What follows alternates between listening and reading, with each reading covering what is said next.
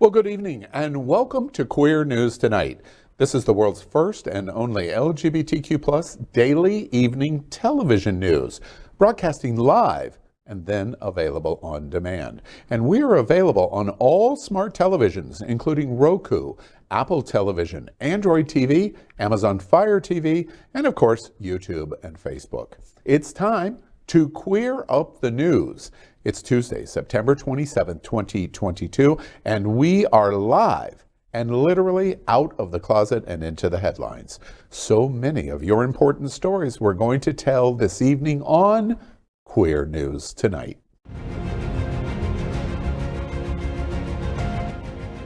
This is the world's first live daily LGBTQ evening news show, literally out of the closet and into the headlines on Queer News Tonight with Al Ferguson. Well, I'm your anchor at Queer News Tonight, Al Ferguson, and this evening we bring you the news of and a perspective representing the LGBTQ plus community from South Florida, America, and all across our planet. This is the world's first and only unedited live LGBTQ plus evening news show. Whatever happens, unique in LGBTQ plus news, you will see it and hear it. Happening on Television Network is a 501c3 nonprofit media platform in the television and radio model of PBS and NPR, but designed for our LGBTQ plus community. We are part of one of the largest LGBTQ plus media companies in America, Hotspots magazine and Happening Out Television Network. Our magazine is celebrating 36 years of the LGBTQ plus experience, and our television news, talk, and entertainment shows support our mission to educate the LGBTQ plus and broader community. Well, let's begin by welcoming anchor Ryan Hurst. Ryan is the marketing and fundraising manager for the National LGBTQ Task Force. He has worked for social justice for over 10 years with organizations like Lambda Legal Defense and Education Fund and People for the American Way Foundation. He also serves as the vice president of Florida State University's Pride Alumni Network. Welcome, Ryan. Thank you. And I'm also an alumni of FSU, the only undefeated football team in the state of Florida. Let's welcome anchor Glen Weinzimer. Glen is the founder of Smart Ride, an annual 2-day, 165-mile bicycle ride from Miami to Key West. The Smart Ride has raised and returned over $13.9 million in AIDS HIV service organizations across Florida in the last 18 years. Glen also owns Bona Italian Restaurant in the heart of Wilt Manors. Bona Italian holds weekly Gift Back Mondays. In the past 4.5 years, Bona has raised and returned over $50,000 to help local organizations meet their mission. Welcome, Glen. Thank you, Ryan. It's always great to be back here. I'm kind of excited. We're less than 60 days from Smart Ride. So everyone's sort of gearing up and doing their training. And as of today, I think we're at 360,000 raised. So that's a really good track, knowing that most of the money comes in the last 6 weeks. Yep. So there's still time to join us on the ride. Absolutely. Let's welcome anchor Rajee Narine-Singh. Thank you. Thank you for that kiss. I felt it right here. We all felt it. A famous transgender activist, actress, author, mystic, and reality TV personality. She is of multiracial descent, and she has appeared on more than 35 television shows across the globe. Welcome, Rajee. Well, thank you, and it's so great to be back. And it's actually 38 shows now. Is it? You know, I couldn't help messing with you. Well, I mean, you just jumped ahead like by 3. You need to talk to the writers. No, but it's great to be here, and I'm just, you know, doing my Rajee-licious thing, you know? What can I say? Rajee-licious. Yeah. So let's welcome anchor Pete Bisuito, an internationally known comedian, writer, producer, director, and actor, selling out shows in 5 countries, including 2 sold-out shows at the Broward Center for the Performing Arts in Fort Lauderdale. During the pandemic, Peter wrote a play called Vent and Chester that was performed last fall to rave reviews and nightly standing ovations. He is now seeking investors for doing the show. Oh my gosh, my fingers go too fast. Okay. Show in New York on a stage. Okay. Peter, I'm sorry. That's okay. I'll finish for you. I'm looking for investors to bring the show to New York City. So if you have money, call me. Yeah, these fingers of mine. I'm sorry, folks. That's okay. We do want to go to the website, VentonChester.com. It'll give you more information, a synopsis of the show, some promo videos, all that kind of stuff. Great Welcome, show. Peter. Thank you very much. Welcome. We are the reporters for Queer News Tonight, and this evening we begin with the queer headlines. The LGBTQ plus community in South Florida and across America is diverse. Our community across the world is vast, and here are the bullet points of the queer news for today, Tuesday, September 27th, 2022. Well, let's begin by queering up South Florida and Florida. The National Task Force Dinner, Red, White, and You, puts election front and center. The National LGBTQ Task Force Gala is the premier annual celebration of South Florida's LGBTQ plus community. The gala is a night for LGBTQ plus people and their supporters to unite, honor community heroes, and advance equality. The National LGBTQ Task Force produces the event. In addition to funding the work of the task force, the gala also benefits numerous organizations serving the South Florida LGBTQ plus community. The gala is a key fundraiser supporting the social justice work of the National LGBTQ Task Force. People honored at the gala have included Lieutenant Dan Choi, Eileen Chaikin, Julian Bond, and former Star Trek favorite George Takei. In 2006, even former President Bill Clinton stopped by for a visit. National Task Force Dinner was created to pay tribute to the community leaders, allies, and organizations that fight for LGBTQ people through their leadership, advocacy, and action. Past honorees have included Bella Abzug, Ted Kennedy, Coretta Scott King, and Equality Fairfax, Margaret Cho, John Waters, Tammy Baldwin, and more. 2022's special recipient will be NBC's Jonathan Capehart. The National LGBTQ Task Force Gala is the only annual dinner held by the task force, and this year's gala will be held on October 22nd at 6:30 p.m. at the Miami Beach Convention Center. There is a special after party that will feature great music and the drag sensation Athena Dion. The National Task Force is one of America's most important civil rights organizations. The tickets are available now at the taskforcegala.org. And I understand as of today, we're just right at about a month away.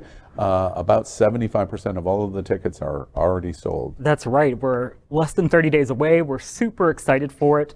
This year's funds raised are going to benefit the National LGBTQ Task Force's Queer the Vote initiative, which seeks to educate LGBTQ voters and their supporters and get out the vote.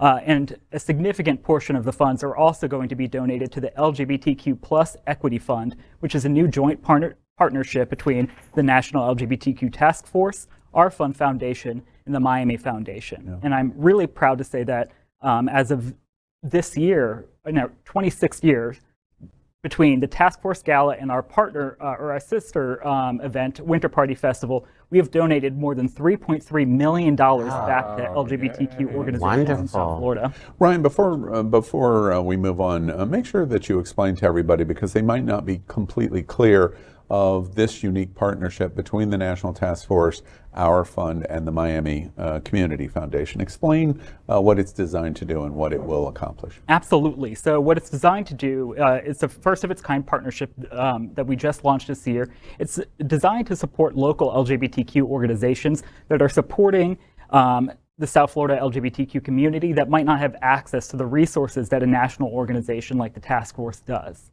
It's awesome.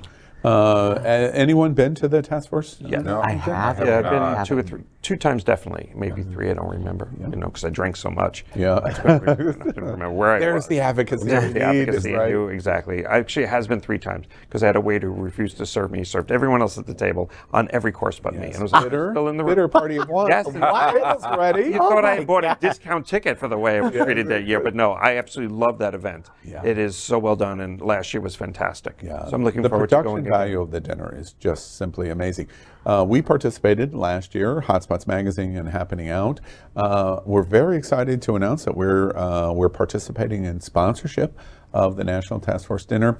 The cocktail party before the dinner, we're going to be doing red carpet, and we're going to do interviews with people, help create interviews that can be used in the last days before going into the election to say it's time for you to get out to vote. And we're also very excited. This is breaking news because we haven't announced it out loud yet.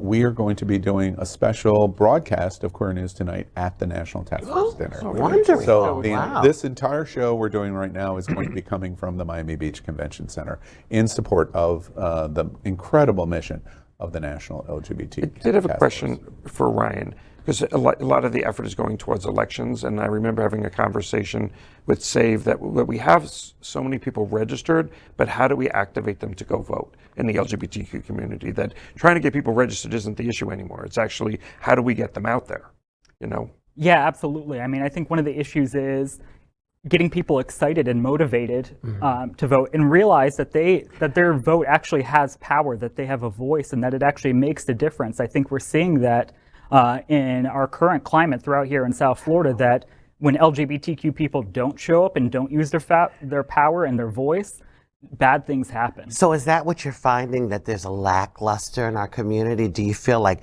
people just think, oh, what's the point because it's not going to really count? Is that what you're finding? You know, it's hard to say what, you know, why people choose not to vote, but you know, I can't imagine not having enough motivation Yeah. after what DeSantis has been doing over the past couple of years. I mean, this "Don't Say Gay" and shutting down drag. Your mouth to God's ears, Yeah. because that's exactly the moment. It must be so frustrating for the National Task Force, for Equality Florida, for SAVE, for our advocacy organizations, because that's exactly what's going on.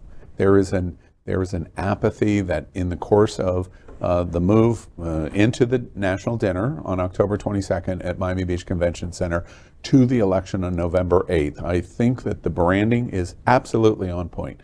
Red, white, and you, because you are the decision maker. I remind everybody, there's lots of statistics that show that if Broward County, for example, increased their voter turnout over 20 by 2%, Val Demings wins and Charlie Crist wins. 2% is the turnout. Wow. LGBT is the turnout percentage to win the elections. It's just a question of whether we will or not. And I think we've done a bad job of explaining why a local politician is important to support even if he's not in your district. Because it's about having a voice in our state capital, it's about having a voice in the nation. So if we look at it and say, all right, so you don't think this is important because how does it affect me? It absolutely affects you when we don't have representation. If there's no representation in Tallahassee, you know, there's no one speaking our voice, whether we win or not, there's at least no ally advocating for us. So it's so important. I get out and vote. I don't care. They can look at me sideways, whatever. I know how important voting is, and I show up. You know, because it's so important, especially to our community now with what's going on, you know. So the work you do, your organization, it's just wonderful. And hopefully One of my favorite comedians is Kathleen Madigan, who's brilliant. Okay, and she talks about this. She said, you know, I think people would be more apt to vote if they made it easier, where you didn't have to get off your couch. You know, you just get your cell phone and vote right from your couch while you're, you know, watching Or Netflix. they do like in other places. If you're a Kiwi in New Zealand or an Aussie in Australia, absentee vote. If you don't vote, you pay Oh, a fee. a fee. So Oh my vote gosh. Or you pay a fee. Oh, The turnout Wow. right, and the turnout in Australia is in the 90 percentile. get them in their pocket. They'll get out to vote. One last thought before we move on. One of the reasons why, especially if you, in our voice, if you're able to be here in South Florida, that you want to go to this dinner and to to our LGBT. We have a giant LGBTQ community here in South Florida. The reason we want to especially support this event of the National Dinner is we're so fortunate with our national organizations. GLAAD in Los Angeles, the HRC in Washington, the LGBT National Task Force is based here. It's a national organization, but it's based here in South Florida. So you're supporting not only the national movement of our community, but also our local community. Yeah. So you're getting a buy one, get one free when you participate and you contribute. So make sure you're at that dinner October 22nd, or participate in some way to help the National Task Force, or at the minimum, support the task force by getting out to vote on November 8th. Any of those choices, we all win. Absolutely. So let's go ahead and queer up education. New report shows Florida has second highest number of LGBTQ plus school book bans in America. According to an analysis published by PEN America, Florida has the second highest number of school-related book bans in the country. PEN America is a free speech and literary organization. The analysis shows that there are 566 book bans within 21 Florida school districts. Texas was the only state with more bans at 801 across 22 districts. Over the past year or so, books were banned at least 2,500 times by more than 130 school districts across 30 plus states. As per the PEN analysis, the unprecedented trend increased throughout the spring and into the summer. The preliminary report documented 1,586 book bans nationwide during the 9 months starting in July 2021. The trend's proponents have also gotten savvier and more creative in their book challenging strategies. In Florida, many of the bans have been accelerated by the passing of the new laws that have emboldened parents and community members to speak out against library materials. On March 25th, Governor Ron DeSantis approved House Bill 1467 and gave parents and members of the public increased access to the process of selecting and removing school library books and instructional materials. On March 28th, DeSantis signed the Parental Rights in Education Bill, also known as the Don't Say Gay law, which prohibits school instruction of sexual orientation and gender identity from kindergarten through the 3rd grade. The interpretation of that law has been widely expanded by school districts across Florida. You know, we've talked a lot about the Don't Say Gay bill and everything else. The banning of school books just takes me back to the burnings in Nazi Germany and other places, you know, where you don't want your story told. Removing and erasing history or altering history is what they're trying to do. And we live in a state, you know, we came in second to Texas. I mean, that is, you know, Texas is our sister city when it comes to doing bad things to good people. And I just find this is just so telling that even here locally, we saw before the school year, the books in Fort Lauderdale schools were sent to the Stonewall Museum for safekeeping, because anything refers to LGBT, whether it be visual or in writing, is you know, you say sister city, and when you said that, I was sitting in Florida, Texas, state. Right? Sorry, but I immediately thought, well, that's because the sisters are DeSantis and Abbott, and then I thought, oh no, that's not quite right. Perhaps kissing cousins. Oh my Nicely done, Al. I'll give you that one. I love it. What do you think about the book bans? Task Force, I know, is heavily involved in this subject. Yeah, I mean, think about what kind of message that sends to an LGBTQ student. When you are banning books that have your characters and your identity in it, it says that you should neither be seen nor heard. Yeah. It says that you should be erased, that you should be invisible. Yeah. Because even if your parents say it's okay, you have a secret, and there's shame involved in that. You don't know why you really can't say it. You just know you can't. I feel like I'm back in school in the 70s. Yeah. I mean, really, like, you know, 3 steps forward, 2 steps backward. You know, and as a transgender woman of a certain age, you know, there was a moment where I thought, you know, we're making some strides here. And then this backlash that has been taking place.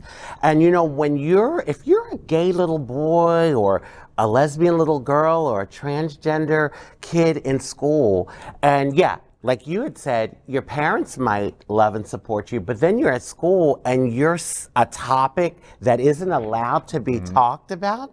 Imagine what that does to one's self-esteem. Well, yeah, You know? it takes you back to the 60s where someone called you gay or a fag and it was negative. The shame that Became a great runner during that period. the shame that our community lives with. And I don't care. I think if you are LGBTQ of a certain age, we all have lived with a certain amount of shame because of who we are. Rajee, part of what you said about one step forward, two steps back, in many ways, I think that because we've become so open and out there, we've kind of brought on some of this, like, where it makes people uncomfortable. And so I think we've still made progress, but we have to fight to keep that progress because those two steps back are being resisted by a large proportion of our community and the general population. So go ahead, I'm sorry, Al. No, you were going to say? I was just going to say, it occurs to me that, in our conversation about folks becoming complacent or apathetic, a lot of people in the LGBTQ movement became apathetic or complacent after we won marriage equality in we got our marriage, 2015. we're done. Exactly. We got it, we're done, and it feels like, there's no need for these Until national... Clarence Thomas comes along. Exactly. Oh, Love please. versus Virginia. Yeah. But it makes it feel like we don't need these national organizations or these local organizations anymore. But it goes to show you that organizations like the task force, like GLAAD, who are celebrating their 50th anniversaries next year, are just as relevant today as they were 50 years ago. And maybe even more so. Yeah. One last thought that I would suggest. Penn it does a very fine job of quantifying what's going on in America. Roughly the exact same number of school districts in Texas and Florida. They're number one, we're number two. By the way, this is one race that you don't want to be number one in. You want to be number 50. That's the winner, is number 50. But the one thing that I would share to LGBT community that thinks that they don't have to get into the trenches of this fight is, and I regret even saying this, but while we're number two, we could be number one. And that would even be worse. And that's why you have to get involved into the fight, because we have a governor that has only begun to start. Trump is old and tired, and there's only so much. Only so much. DeSantis is everything Donald Trump is not, and is going to turn out to be way worse. We're going to, I predict, look at a time, if we continue to move in the direction that we're moving, that we're going to think about the Trump years as the good old days. My God. And that's why we've got to get active in this, because we have a lion in our midst that is coming, and I'm very fearful that we're not paying attention to what is really happening. We're up LGBTQ plus civil rights. GLAAD responds to the weekend of frightening violence against the LGBTQ plus community. GLAAD is the world's largest lesbian, gay, bisexual, transgender, and queer LGBTQ plus media advocacy organization. The organization condemned a wave of violence against the LGBTQ plus community across the country over the weekend and called for increased protection and support for LGBTQ plus people and youth. New data shows a vast bipartisan majority of Americans, including 66% of Republicans, support LGBTQ plus inclusion in public school curricula. The targeting of LGBTQ plus youth and their allies has hit a fever pitch with an alarming surge of violence against LGBTQ plus people, many of which were encouraged to take place via social media posts. Incidents span coast to coast and include hospitals and healthcare providers serving transgender youth, advocacy groups, LGBTQ community centers, drag events, and more. On September 18th, neo-Nazis waving swastika flags protested a drag brunch after the Texas GOP posted an alert about the event on Twitter.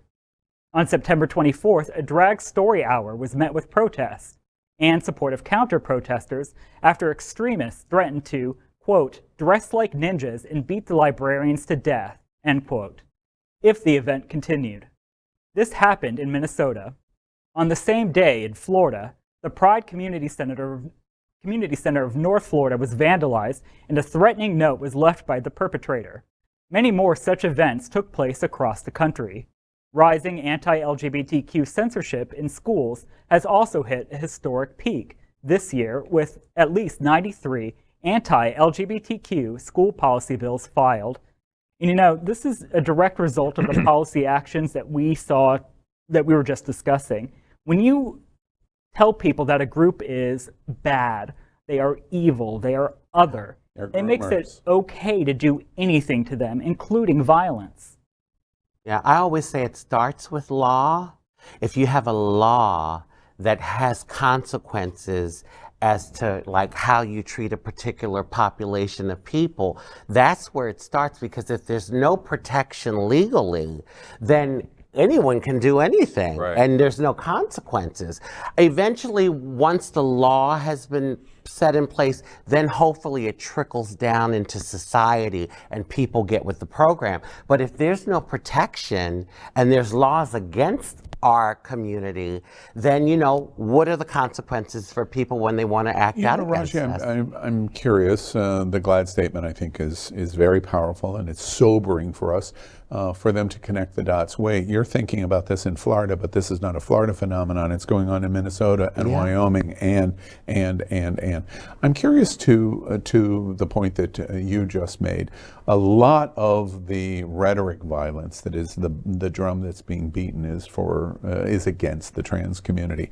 Have you noticed that at all in 2022? Have you become more uncomfortable in terms of your experience here in South Florida, or has anything changed? Yeah, okay, so it's interesting, and that question is excellent.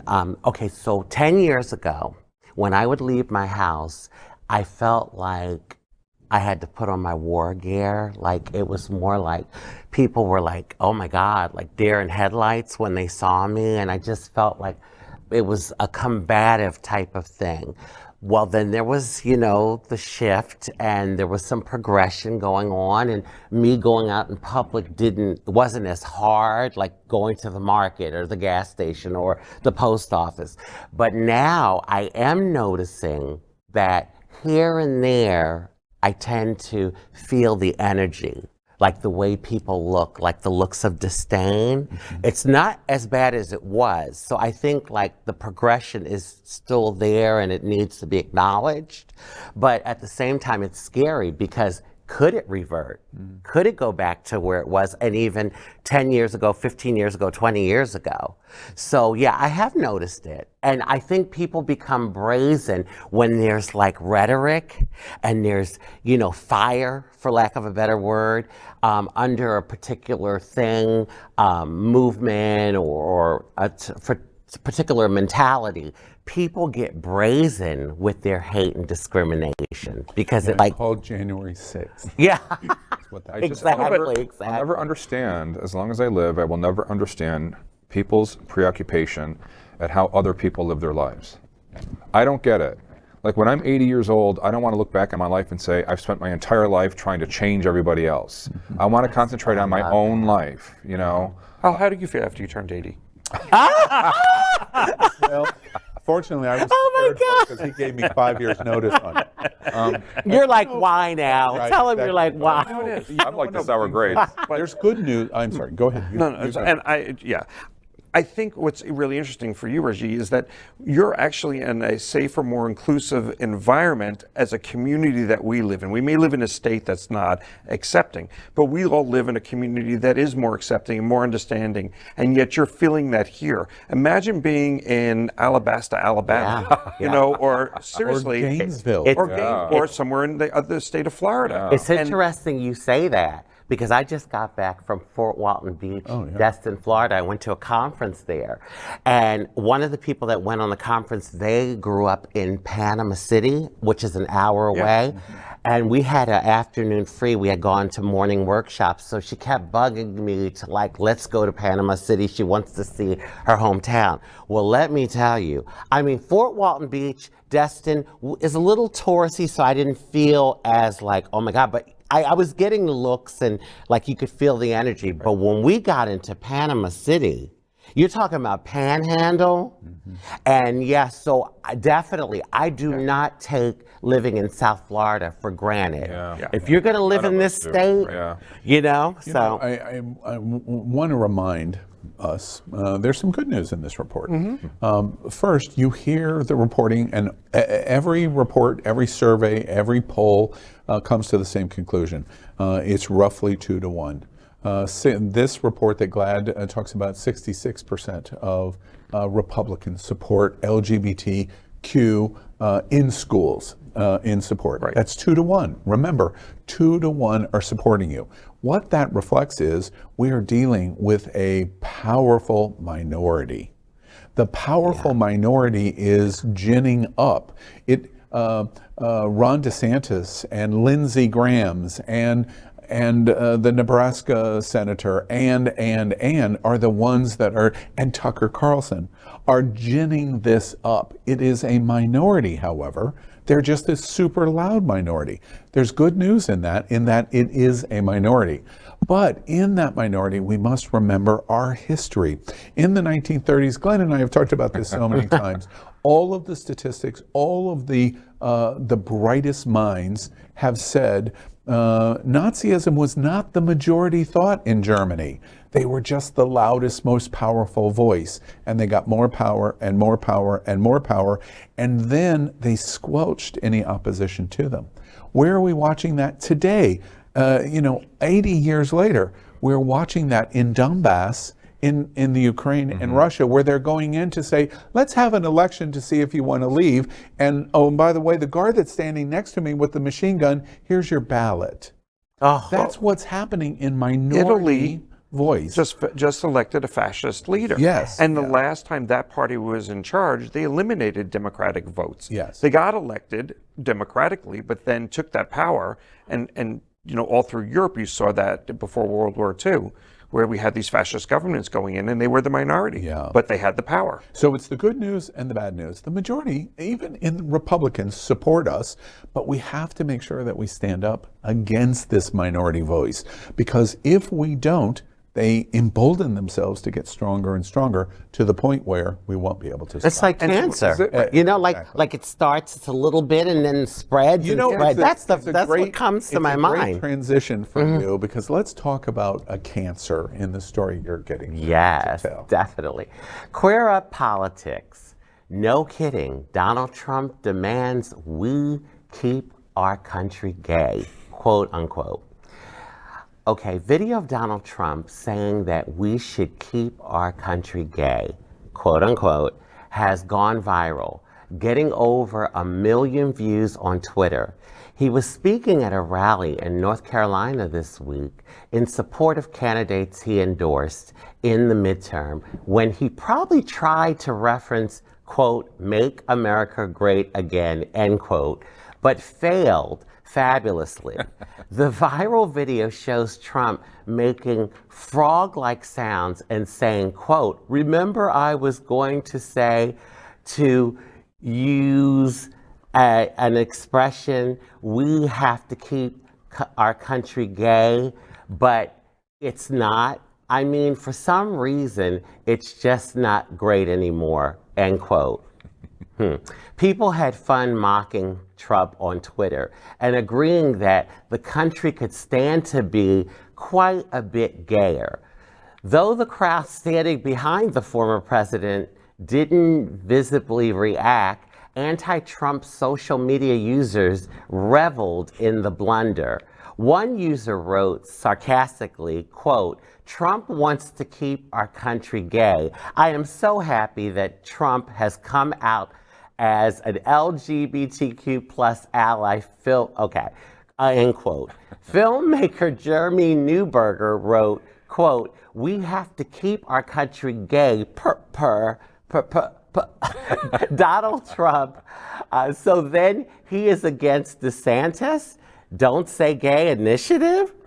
End quote. Another user replied, we have to keep our country gay should have been the cue to play YMCA. Someone fell asleep at the wheel besides Trump. Country.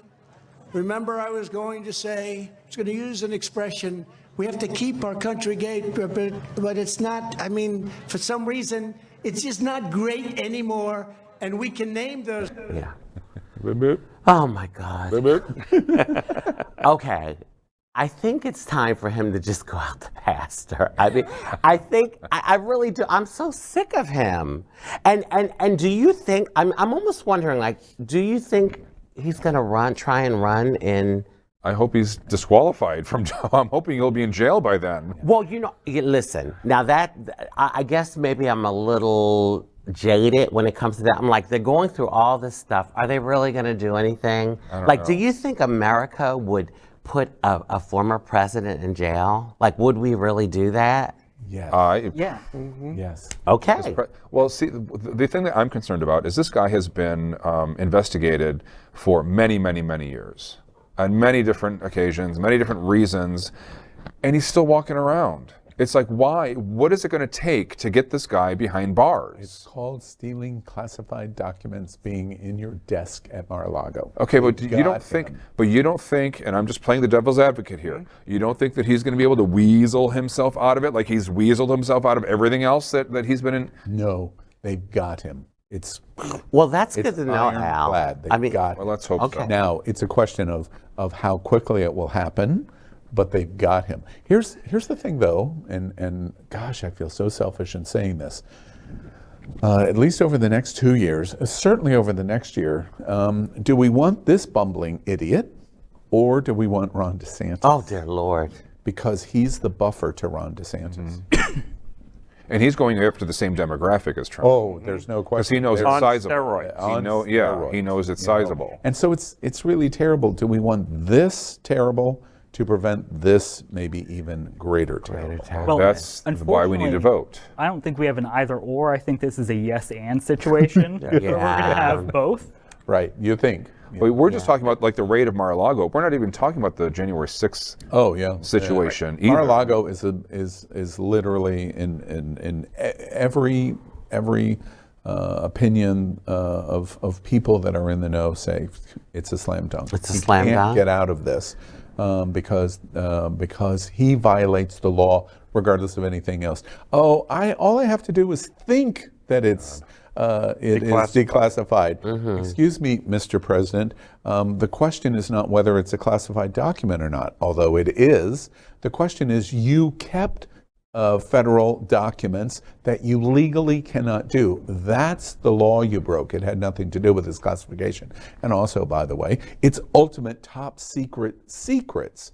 But that has nothing to do with whether you broke the law. He should tell people that the documents were placed there by the president of Puerto Rico. Right. Yeah, because Most of course, don't know it's surrounded by. Of course, Puerto Rico's another country, right? Okay. All right. But thank you, Mr. President, for wanting to make America gay. Yes. Thank you. All right, let's queer up Hotspots magazine and the gay agenda. Hotspots magazine's best men's spas and the must-have services for luxury pampering. Gay men know their spas, and we're not talking about bathhouses. This week's Hotspots magazine, online and on stands Thursday, explores our deepest desires in luxury. You are getting a special sneak peek of the new special edition cover. You can see it there right now. It'll appear on Thursday. Associate publisher Scott Holland explores the best spas for our community and the best services that make pampering all about you. This is the 11th anniversary of this special annual edition of Hotspots magazine. And first, where does he recommend we go? Well, let's start in fabled South Beach. In my hometown, top recommendations with a wide variety of services is Spa E South Beach. Lincoln Road has always been special to the LGBTQ+ community, and Spa E doesn't disappoint. Spa E is the award-winning day spa that has been voted the best day spa in Miami Beach, as well as having award-winning staff members. Spa E owner Brenda LaGrange has created a premium space that welcomes LGBTQ+ clientele. Executive Vice President of Rapaj, Shiri Safarti, is the exclusive home of the luxury pioneer in seaweed-based skincare in Miami. Feature services include the 4-layer facial, called the 4-layer fetish. Cosmopolitan UK said it is, quote, the best facial of the century. You may want to add the happy feet treatment, and for the epitome of luxury, do both at the same time. Gay clients love their famous Menage a Spa signature treatments that include facial, manicure, and pedicure all at the same time. Of the many spa masters, Scott Holland was attended to by Alicia and Yenny. Scott said, can you imagine how pampered we felt when we left Spa East, end quote. Some great choices in my hometown, and another great choice for 2022 is Island City Massage. Owner and licensed massage therapist Christian Perez created the business 4 years ago in Wilton Manors. Christian recently had the grand opening of his new location at the Crexton building in Fort Lauderdale and has ample free parking. Island City Massage only focuses on massage therapy treatments and offers a choice of Swedish, sports, deep tissue, or hot stones. This year, Island City introduced the sports massage with a session of cupping on upper and lower back. The cup size changes depending on the area being treated. The massage includes a lot of stretching, and then the cupping suctions the skin and slowly removes the fluid from lower deep tissues to the surface, which allows the deeper tissues to have fresh circulation. This is mostly done on the back of your body as your front is more sensitive. Yes. Holland says it is one of the best massages you will ever have. I know. I need a cigarette. Here. The legendary Spa Cabanas makes the 2022 list. Owner Carlos Rodriguez continues to build one of the most prestigious men's spas in Florida. Their well-known manager, Tony Banks, runs a first-class men's spa dedicated to being a special place for wellness and pampering and built on a strong sense of LGBTQ+ community. Carlos Blanco administers a special deep tissue massage infused with CBD oil. In addition to the CBD infused massages, the spa is now offering cupping services, which detoxifies the body on a deeper level, as well as relieves migraines and arthritis symptoms. They also incorporated pressure gun therapy as an add-on to all the massages offered. Christian Alvarez can administer a special anti-aging facial. Spa Cabanas won the prestigious 2022 Trip Advisor's Traveler's Choice Award, placing them in the top 10% of all hotels and spas in the world. Can you please tell me what cupping is? I don't know what cupping is. It's a whole, you have to Google it. It must not be what I think it is. It's not. In the heart of Wilton Manors, you should try mybodygrooming.com. I know you're saying My Body Grooming doesn't sound like they may offer traditional treatments that we associate with a spa, but they do. And they offer loads of private services. In addition to waxing, full body trimming, body scaping, and body shaving, they offer massages, facial, shaving, and body scrubs. Angel Perez manages treatments at the Wilton Executive Suite location. You can enjoy deep tissue massage, trigger point therapy, neck, back, and shoulder alignment, and more. Some of the amenities that make mybodygrooming.com so popular are hot towels, aromatherapy, bottled water, heated table, biotone lotion, free parking, yes, online bookings open 7 days, and same-day appointments. You've got to travel to Miami Beach, and it's a must because of the Spa of Carillon, Miami. The experience at the Carillon starts when you pull up to their beautiful entrance and your car is escorted away by the complimentary valet. The Carillon Spa is one of the most comprehensive spas in the nation, offering from cupping to cryotherapy, infrared saunas, a comprehensive mixture of Western, Eastern, alternative, and aesthetic medicine for custom treatments. Pamper is the word here. Luxurious bathrobes and slippers, magnificent changing rooms, and a dizzying array of amenities. You must try the vibroacoustic electromagnetic therapy. You put headphones on and the deep meditative treatment begins. The unique Spa Wave is a sleep therapy treatment that reduces stress, improves concentration, balances mood, and boosts creativity. You will want to try Somadome, an egg-shaped chair bed you lay in and is the world's first technology-enabled meditation pod, combining both color, sound, and energy therapies. You also have got to try the salt float bath therapy. You get into this huge egg-shaped dome filled with a foot of water. You are given a floaty for your head, and then you lean back as you go completely weightless in the saltwater bath that incorporates 800 pounds of Epsom salt. Even for LGBTQ guests from Broward County, you will want to drive the journey to the spa at Carilion. This is just a sampling of this incredible feature cover story on men's spas and the services and products that are the latest and most interesting for the LGBTQ plus community. Read it exclusively with this week's Hotspots magazine online and on stands Thursday. I am so jealous that Scott Holland got to do this, because I was reading and hearing all of these treatments in the article that Hotspots has done, half of which I had never even heard of before. We talked about the cupping thing. We make the joke about it, but it absolutely sounds fantastic. And I realized, I'm really tired. And it's time for me to take a few days off at a spa, I think. Yeah. Absolutely. The Carillion's actually 3 blocks from my house. Oh, I hate So you. I am so excited. I've always walked past it, did not know it was a spa. So glad to hear about all the services that they offer. Yeah. The pod with the salt water and going completely weightless, that just sounds fantastic. Oh, that sounds glorious. Yes. My God. And lately I've been trying to do holistic things and treat myself whenever I can afford it to a massage. So I did reflexology about 3 weeks ago at some place in Wilton Manors. It was really good. And then I went for acupressure a month ago, which, honey, she released some stuff in me that's probably been built up for about 30 years. I was screaming on the table. It hurt, but it hurt so good. Yeah. So I might try one of these. Peter says that all the time. Yeah, life story. One of the things that's also interesting about this cover special feature that Hotspots magazine's doing, they've done it for 11 years. They do it consistently every year, and the reason is it's so important.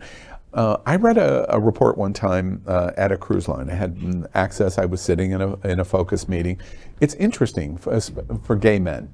On a cruise ship, gay men spend $5 in the spa to every dollar that every other guest on the ship does. It's very important to gay men. And it's the number 2 after specialty dining on a cruise ship. It's the number 2 thing that we spend money on a cruise ship. And do you know why it's not number 1 on a cruise ship? Because most gay men want a male service, and they do not offer it on the ships. They're always female services for massages, facials, and everything else. Interesting. Yeah. Oh, wow. It's a fantastic story. Pick up Hotspots magazine on Thursday. Next, we are proud of our special partnership with Sunshine Cathedral, the world's largest queer church here in Fort Lauderdale. Supporting that partnership, we are broadcasting from our permanent set here at Sunshine Cathedral at the Happening Out television studios. We broadcast Sunshine Cathedral's Sunday International Service at 10:30 a.m. with more than 30,000 people watching every week.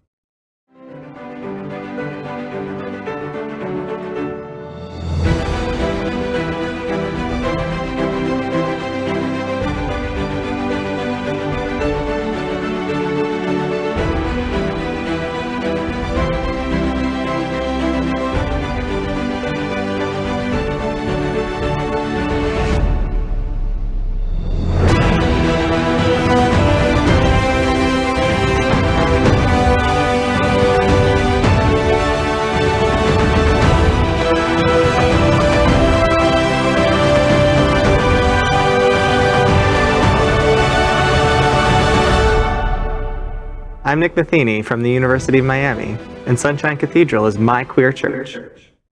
Well, we're going to finish tonight's queer news headlines with a segment we call LGBTQ+ 1 Minute News. LGBTQ+ 1 Minute News. Let's corrupt the USA view.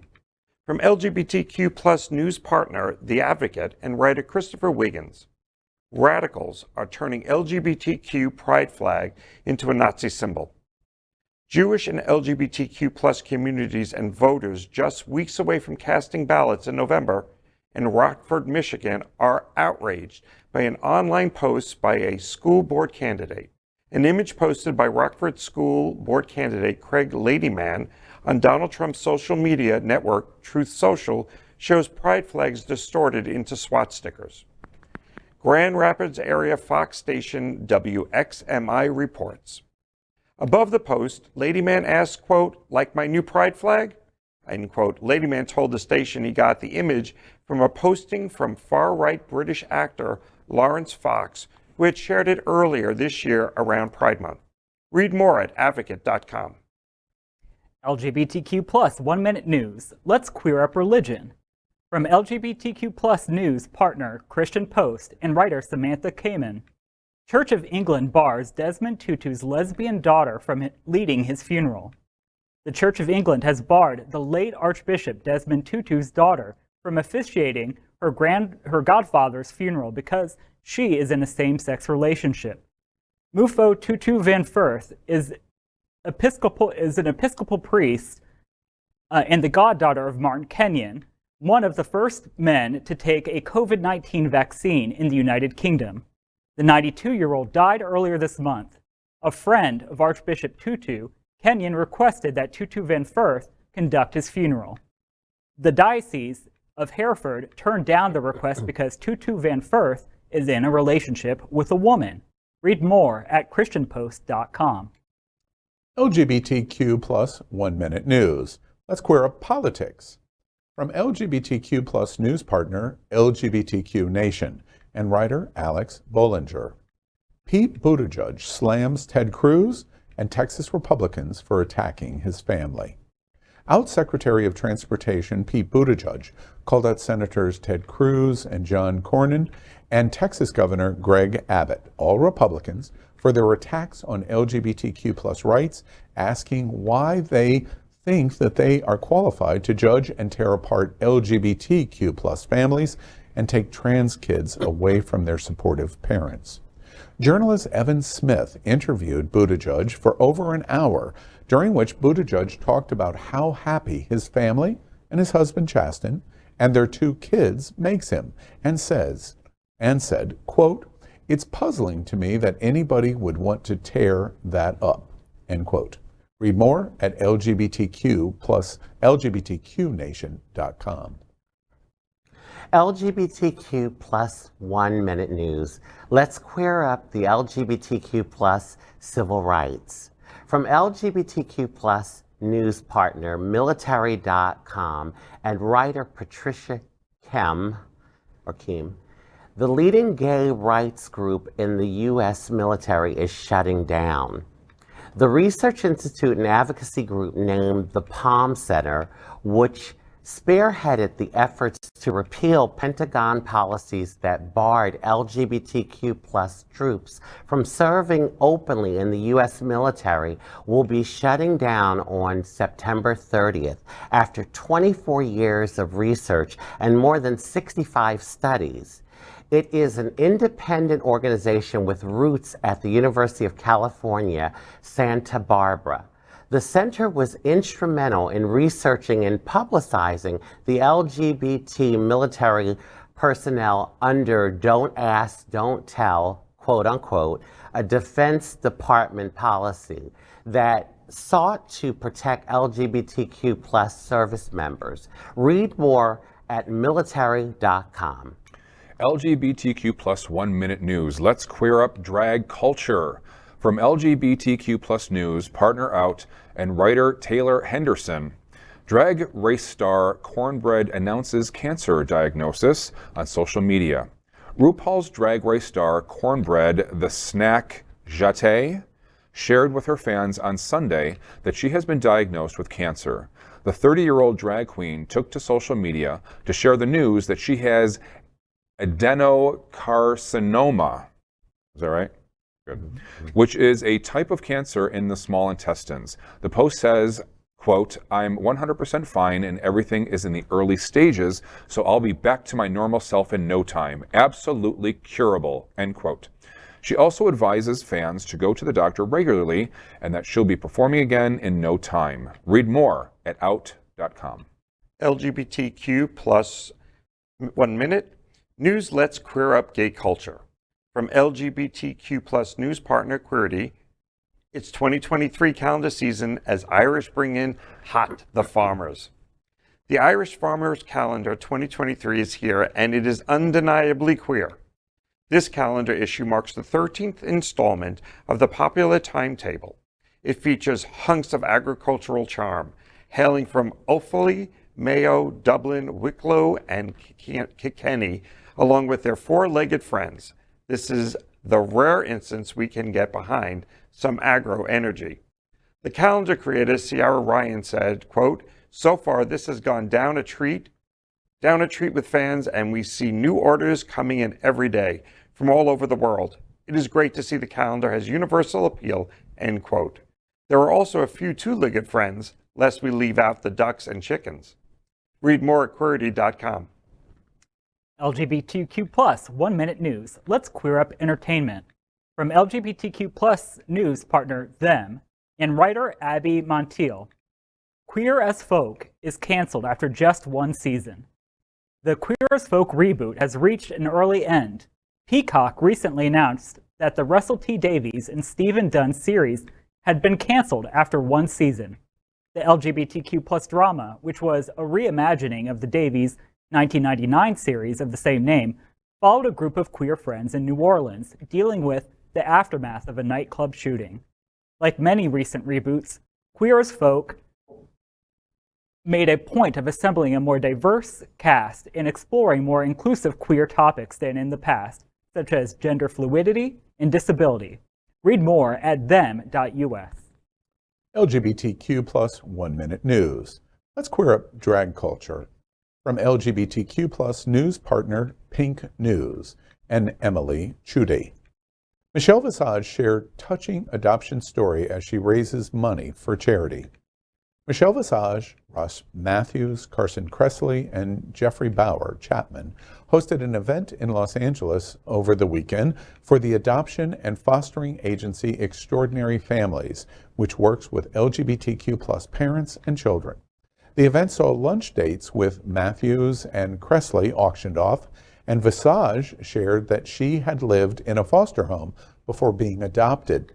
Extraordinary Families CEO Barnaby Murph said that, quote, "Support like this makes it possible for the children in Los Angeles to be safe and loved," end quote. Read more on this story at pinknews.co.uk. That is today's news for the LGBTQ plus community on the world's first and only daily LGBTQ plus evening news show. If our community is important to you, share this news with your friends and family.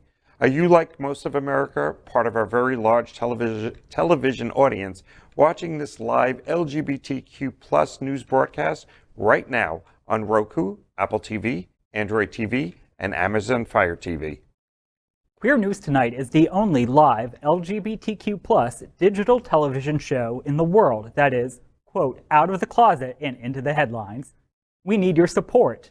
If our community is to grow, we must tell our stories and bring them to the attention of the broader world. This is the only place in the world that tells types of LGBTQ plus stories in motion and sound. That is the passion of Hotspots magazine, Happening Out Television Network, and Queer News Tonight.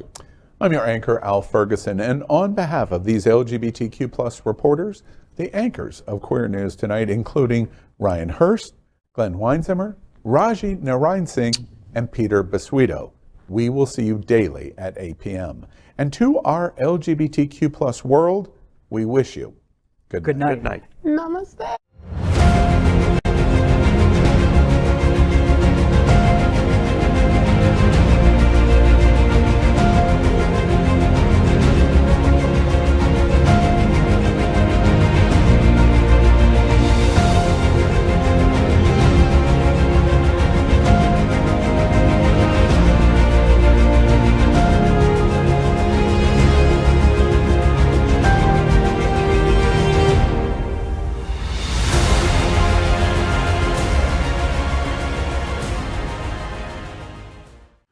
LGBTQ plus news is vital for our community and for the broader world as a whole. We have enough enemies at Fox News. Tucker, Sean, and Laura are loud. We need passionate allies. Happening Out Television Network, Queer News Tonight, and It's Happening Out are literally out of the closet and into the headlines. Our community needs your support. Like this broadcast and subscribe now to ensure the growth of the entire